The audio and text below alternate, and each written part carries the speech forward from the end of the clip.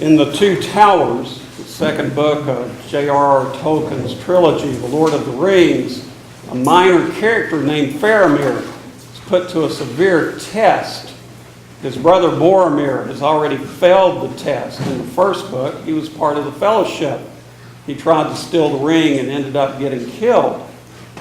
And now Faramir comes to the test. And this is how it goes. "So it seems," said Faramir slowly and very softly with a strange smile. "So that is the answer to all the riddles. The one ring that was thought to have perished from the world. And Boromir tried to take it by force, and you escaped and ran all the way to me. And here in the wild I have you, 2 halflings, and a host of men at my call, and the ring of rings. A pretty stroke of fortune. A chance for Faramir, captain of Gondor, to show his quality. Ha!" He stood up, very tall and stern, his gray eyes glinting. Put to the test. Well, how many of us enjoy tests and like taking tests? Luckily, we don't have to face cosmic level tests like this on a daily basis, but you heard the lesson from the epistle, didn't you? The thing about the lesson from the epistle, it talks about the very rich, talks about the very poor, sets them outside of the parameters of the daily test. James is zinging the middle class. Somebody comes through that door, they got on gold and fine clothes, and oh, come here, have a seat. And this is the kind of things we do at St. Mary's. Oh, we really want you to be involved. Somebody walks through the door, shabby clothes, kind of smelly. Well, there's a seat back there. Should we tell them about the picnic after? Yeah, and that's where James says, that's the test. Did you pass it or did you fail the test? And if you show partiality, and he puts it in no uncertain terms, you have sinned. You can say all you want to about faith. As far as James is concerned, it's dead. It's worthless. As long as you make those distinctions. So, many of us come up against this test on a daily basis. Hard to be in the human community and not have that happen. So we all pass it, right? With great regularity. Well, here's the gospel today. The pressure's off. Let's put the Jamesian test to Jesus.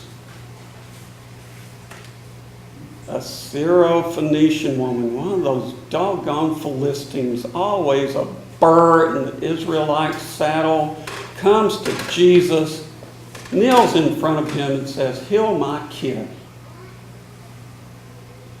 What's he going to do? "Look, lady, I'm here to feed the children of Israel, not dogs." That's basically what he says. Is that the Jesus you know? No. Is that the Jesus you know? Now, right here at this point, all across this country, anybody that's daring to bring up this gospel is doing a homiletical dance. Well, Jesus was testing her.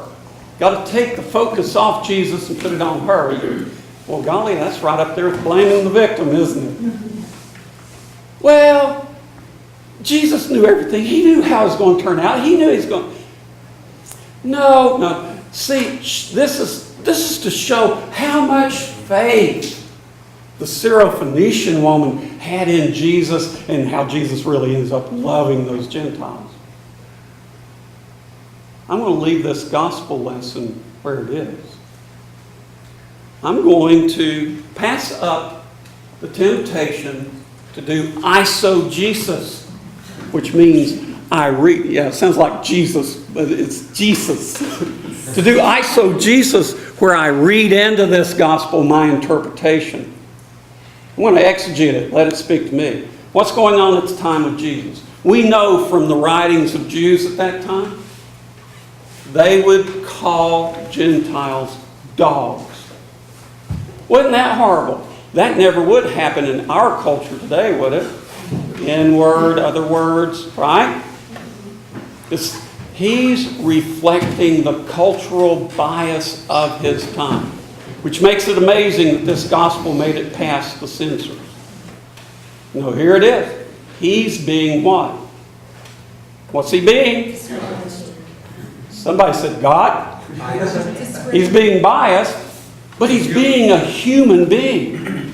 And this caused all kinds of difficulties for Christians who follow the Orthodox tradition of a high Christology, where the human's almost squeezed away to nothing, and you end up with a monophysite Christ.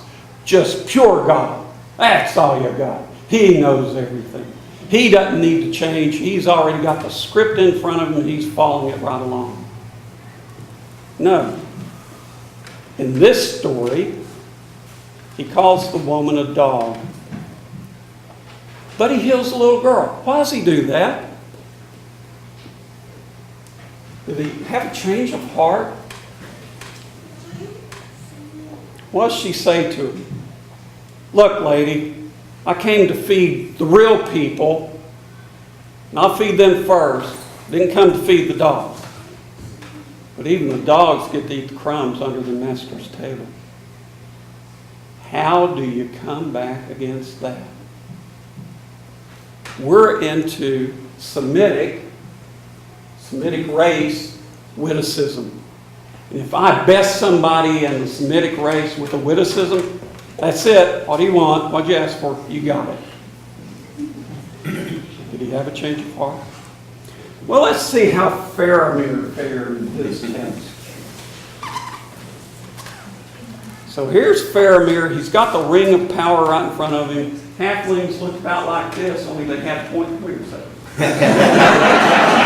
Halflings looked about like this. They were about that big, only they had pointed ears and really furry feet. Feet aren't furry.